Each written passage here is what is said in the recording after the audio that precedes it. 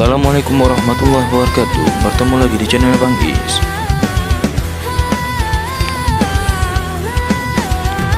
Channelnya Bang Is.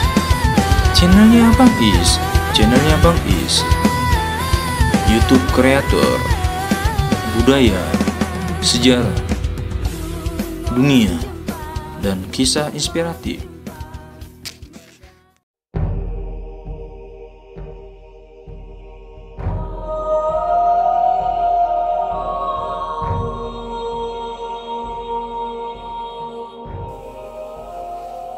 Kepiluan Belanda dalam ekspedisi militer pertama ke Aceh 1873. Belanda sebagai kerajaan adikuasa di Hindia Belanda, kerajaan ini memiliki koloni di seluruh Nusantara.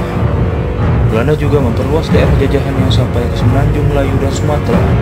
Letak strategis kedua daerah tersebut menjadikan jalur perdagangan internasional yang sangat penting, sehingga Belanda berambisi menguasai Selat Malaka. Namun Belanda harus berhadapan dengan Kesultanan Aceh Darussalam sebagai penguasa di Sumatera.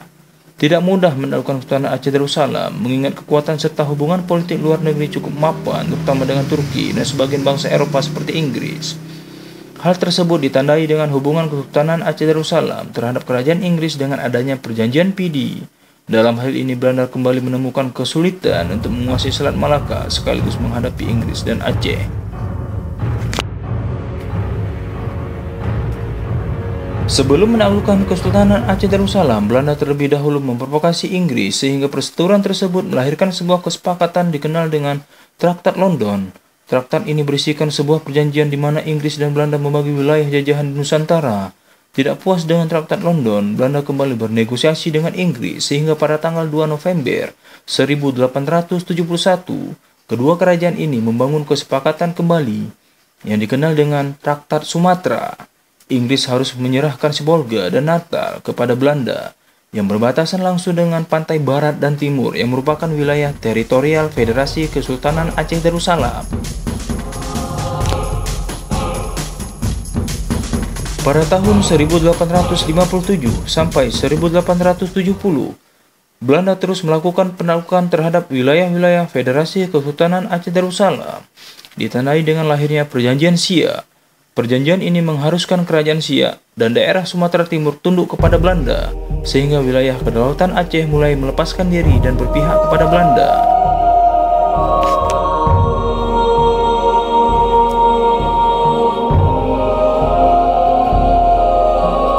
Melihat hal tersebut, Kesultanan Aceh Darussalam terus memperkuat diri dengan melakukan politik luar negeri melalui delegasi Aceh yang bernama Sidi Muhammad ke wilayah Turki, dengan membawa sepucuk surat dari Sultan Aceh Ibrahim Mansur Shah meminta agar Turki bersedia membantu Aceh.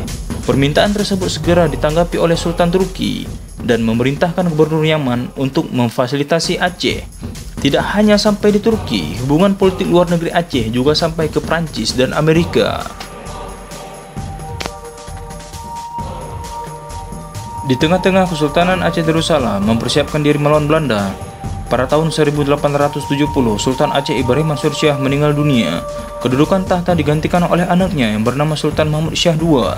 Karena umur Sultan masih 14 tahun yang dianggap belum cakap dalam memangku titah raja, sehingga tugas pemerintahan ini diemban oleh Habib Abdurrahman Az-Zahir sebagai pemangku Sultan sekaligus Menteri Luar Negeri dan memposisikan Panglima Tibang sebagai Syah Bandar Pelabuhan Kesultanan Aceh Darussalam.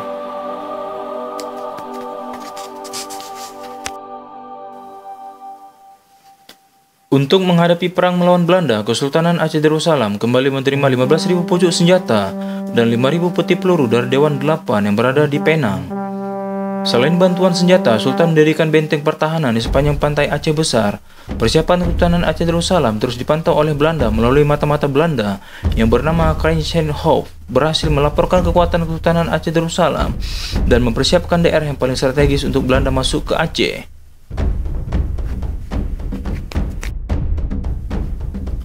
Berita tersebut segera diterima oleh James Loudon selaku Gubernur Jenderal Hindia Belanda dan selanjutnya memerintahkan Van de Voete selaku Menteri Tanah Jajahan untuk melakukan persiapan perang melalui sidang parlemen Belanda. Keputusan sidang tanggal 4 Maret 1873, Belanda mempersiapkan armada angkatan laut yang terdiri dari Citadel van Antwerpen, Sia, Sherhoorn, dan Marnix. Berupa kapal perang dan kapal pengangkut, pasukan ekspedisi ini dipimpin oleh Panglima Perang Jenderal Kohler.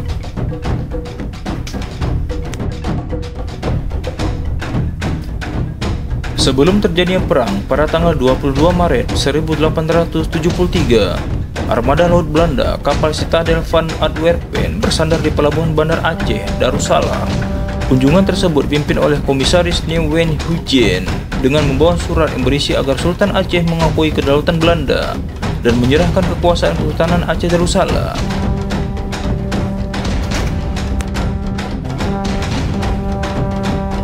Sultan Aceh menolak secara tegas bahwa Kesultanan Aceh Darussalam tidak akan tunduk kepada Belanda dan siap menghadapi Belanda, sehingga Belanda mengeluarkan ultimatum untuk menyerang Aceh pada ekspedisi pertamanya pada tanggal 5 April 1873, pertepatan mendaratnya armada laut Belanda ke pantai Cermin, arah timur pelabuhan Ulele dengan kekuatan Belanda 3.360 pasukan yang dipimpin oleh Panglima Perang Jenderal Kohler.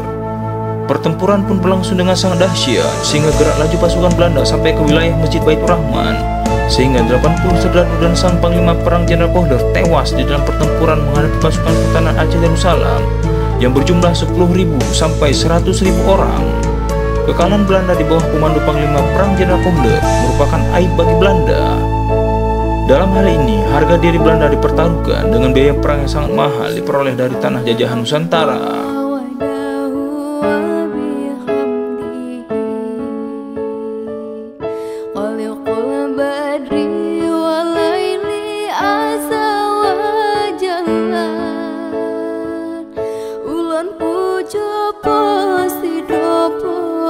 Syukur ke Rabbi ya aini, ke kamu negeri bersuci Aceh mulia. Tajak perang musuh beruntudung Siti Nabi, yang mengungkit ke Rabbi kepoyang esa. Musuhan timpang cid malang celaka